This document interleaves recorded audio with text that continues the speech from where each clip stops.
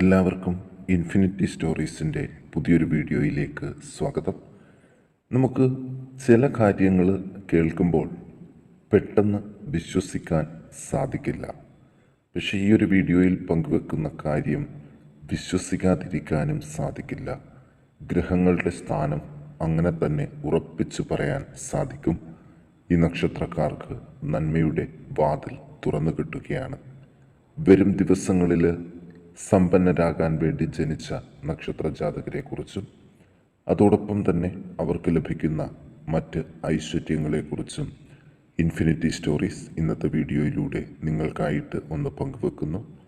വീഡിയോയിലേക്ക് കടക്കും മുമ്പ് എൻ്റെ പ്രിയ പ്രേക്ഷകരെ, നിങ്ങൾ ഇതുവരെ എൻ്റെ ചാനൽ സബ്സ്ക്രൈബ് ചെയ്തിട്ടില്ലെങ്കിൽ ദയവായിട്ട് എൻ്റെ ചാനൽ ഒന്ന് സബ്സ്ക്രൈബ് ചെയ്യുക.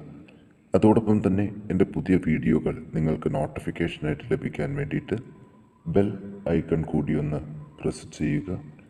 വീഡിയോ കണ്ടതിന് ശേഷം നിങ്ങളുടെ വിലയേറിയ അഭിപ്രായങ്ങൾ കമൻറ്റ് ബോക്സിൽ ഒന്ന് രേഖപ്പെടുത്താനും വീഡിയോ ലൈക്ക് ചെയ്യാനും മറക്കാതെ ഇരിക്കുക. നന്ദി. നമുക്ക് ആദ്യം തന്നെ മേടക്കൂറിലെ അശ്വതി, ഭരണി, കാർത്തിക നക്ഷത്ര ജാതകരെക്കുറിച്ച് ഒന്ന് നോക്കാം. മേടക്കൂറിൽ ജനിച്ചവ 3 നക്ഷത്രക്കാർക്കും വ്യാഴൻ ഇഷ്ടസ്ഥിതിയും, കുംഭക്കൂറിൽ ശനിയും സൂര്യനും, മകരത്തിൽ ചൊവ്വ, ബുധൻ, ശുക്രനും, 12-ൽ സർപ്പനും, 4-ൽ കേതുവും സഞ്ചരിച്ചു കൊണ്ടിരിക്കുന്ന ഈ കാലഘട്ടത്തിൽ കുടുംബസുഖം, ധനാഗമനം, ഭാഗ്യ ഐശ്വര്യങ്ങൾ എന്നിവ ഫലത്തിൽ കാണുന്നു. പ്രസംഗം, നടനം, അഭിനയം തുടങ്ങിയ കലകളിൽ അംഗീകാരം, കൂടുതൽ വിദ്യ അഭ്യസിക്കുന്നതിനുള്ള യോഗം, എഴുത്ത്, ഗണിതം, ശാസ്ത്രം എന്നിവയിൽ പ്രാവീണ്യം ലഭിക്കാൻ സാധ്യതയുണ്ട്. ഭൂമി വാങ്ങുന്നതിനും ക്രയവിക്രയം ചെയ്യുന്നതിനും ഉള്ള യോഗം തെളിഞ്ഞു നിൽക്കുന്നു. സഹോദരങ്ങളെ കൊണ്ട് ഗുണവും തർക്കഭൂമി ലാഭവും, സർക്കാരിൽ നിന്നുള്ള നേട്ടങ്ങളും നിയമപരമായ ആനുകൂല്യങ്ങളും ഈ കാലഘട്ടത്തിൽ ഉണ്ടാകും. വീട്ടിൽ വിവാഹാദി മംഗള കാര്യങ്ങൾക്കുള്ള യോഗവും, സന്താനങ്ങൾക്ക് ഉന്നതിയും, ആചാര്യസ്ഥാനത്തുള്ളവർക്ക് നേട്ടവും ഉണ്ടാകും. മുതിർന്നവർക്ക് സന്താനങ്ങളെ കൊണ്ട് യോഗഭാഗ്യം ഉണ്ടാകും. വ്യാഴം രാശിയിൽ നിൽക്കുന്നത് കൊണ്ട് രാജസമ്മാനം ചില വ്യക്തികൾക്ക് കരാഗതമാകും. ഈ കൂറുകാർക്ക് അനുഭവസിദ്ധിക്ക് വേണ്ടി മഹാവിഷ്ണുവിന് പാൽപായസം, ജലധാര, ദേവിക്ക് കുങ്കുമ അർച്ചന എന്നിവ നടത്തിക്കൊള്ളണം. സർപ്പപ്രീതി വരുത്തുന്നതും ഈ സമയത്ത് ഉത്തമമാണ്. ഇനി ഇടവക്കൂറിലെ കാർത്തിക, രോഹിണി, മകയിരം നക്ഷത്ര ജാതകരെക്കുറിച്ച് നോക്കാം. ഗൃഹനിർമ്മാണ പ്രവർത്തനങ്ങൾ നടത്തുന്നതിനുള്ള അവസരം ജീവിതത്തിൽ ഉണ്ടാകും. വിദ്യാർത്ഥികൾക്ക് വിദ്യാഭ്യാസം നല്ല രീതിയിൽ മുന്നോട്ട് കൊണ്ടുപോകാൻ സാധിക്കും. മുതിർന്നവർക്ക് കുഞ്ഞുങ്ങൾക്ക് വേണ്ടി സാമ്പത്തിക ചിലവുകൾ ചെയ്യാൻ സാധിക്കും. ബന്ധുബലവും സഹോദരവും സഹപ്രവർത്തകരുടെ സഹകരണവും എല്ലാ മേഖലകളിലും ലഭിക്കാൻ സാധ്യതകൾ കാണുന്നു. തൊഴിൽ മേഖല പുഷ്ടിപ്പെടും. മെക്കാനിക്കൽ, ഡ്രൈവിംഗ്, വർക്ക്ഷോപ്പ് എന്നീ മേഖലകളിൽ പ്രവർത്തിക്കുന്നവർക്ക് അനുകൂല കാലഘട്ടമാണ്. നിർത്തിവച്ചിരുന്ന കാര്യങ്ങൾ പുനരാരംഭിക്കുന്നതിനുള്ള ചിന്തകൾ വന്നു ചേരും. ദാമ്പത്യ ദുരിതങ്ങൾ മൂലം ദുഃഖിക്കുന്നവർക്ക് കാല അനുകൂലമായിട്ട് എല്ലാ പ്രശ്നങ്ങളും പരിഹരിച്ചു കിട്ടും. നിസ്സാര കാര്യങ്ങൾക്ക് അകന്നു കഴിഞ്ഞിരുന്ന ദമ്പതികൾക്ക് വീണ്ടും ഒന്നിക്കാൻ അവസരം കൈവരും. വ്യാഴൻ്റെ മറവ് കൊണ്ട് എഴുത്തുകുത്തുകൾ ശ്രദ്ധിച്ച് കൈകാര്യം ചെയ്യേണ്ടതാണ്. വളരെ കാലമായി നഷ്ടപ്പെട്ടു എന്ന് കരുതിയിരുന്ന രേഖകൾ കൈവശം വന്നു ചേരും. ഏത് പ്രതിസന്ധിയും തരണം ചെയ്യുന്നതിനുള്ള മനോബലം ലഭിക്കും.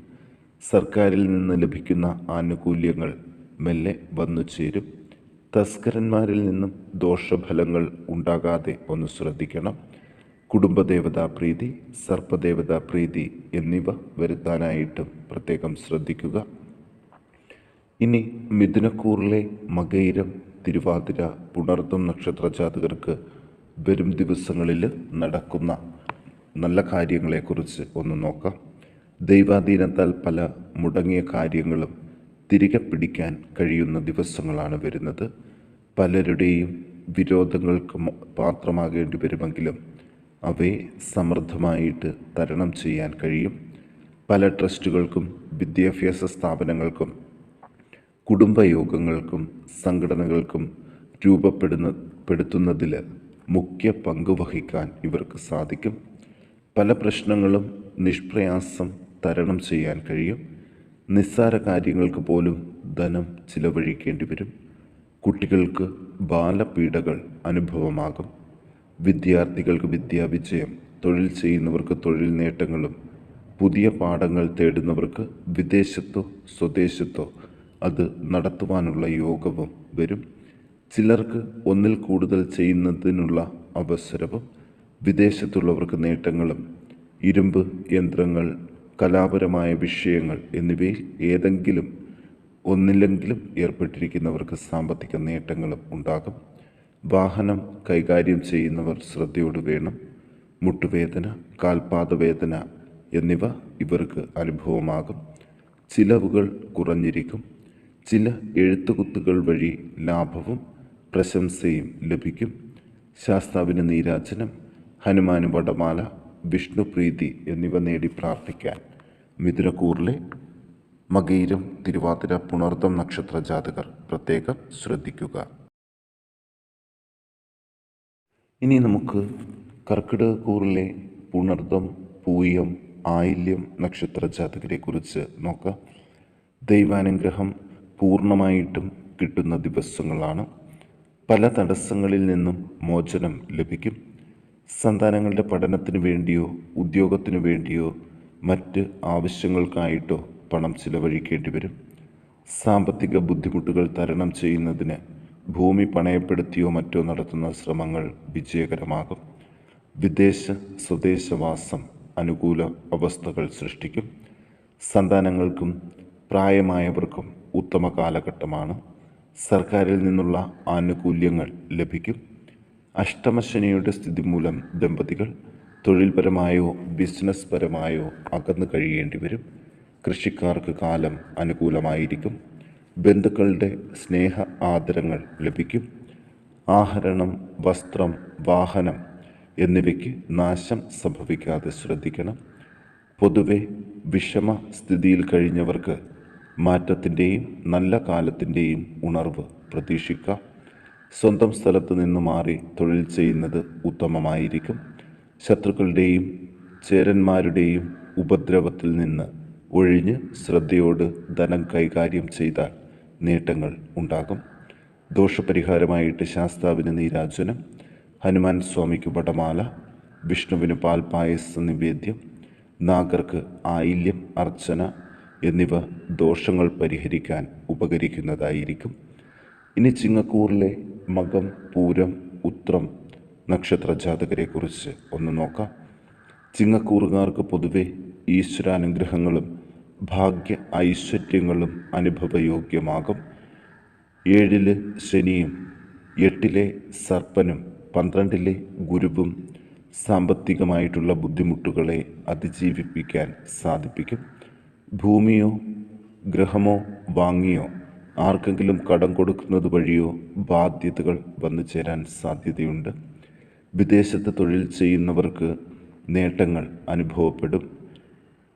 ഈ മാർച്ച് തീരുന്നതോടുകൂടി അപ്രതീക്ഷിതമായ അനുകൂല നടപടികളും ജീവിതത്തിൽ പല കാര്യങ്ങളിലും ഇവർക്ക് ഉണ്ടാകും. ചിലർക്ക് കുടുംബക്ഷേത്ര നിർമ്മാണത്തിലും പ്രതിഷ്ഠയും മറ്റും നടത്തുന്നതിനും കഴിയും. വയസ്സായവർക്ക് വളരെ കാലമായി നിലനിൽക്കുന്ന അസുഖങ്ങൾക്ക് ചെറിയ ശമനം ഉണ്ടാകും.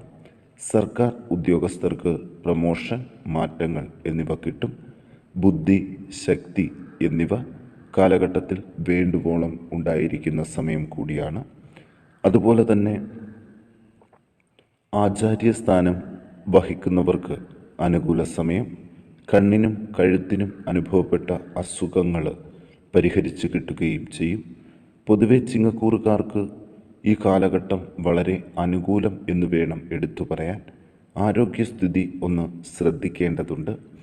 ഇവർ വിദ്യാവിജയം, തൊഴിൽ ചെയ്യുന്നവർക്ക് തൊഴിൽ നേട്ടങ്ങൾ, പുതിയ പാഠങ്ങൾ പഠിക്കാൻ അവസരം എന്നിവയും ലഭിക്കും.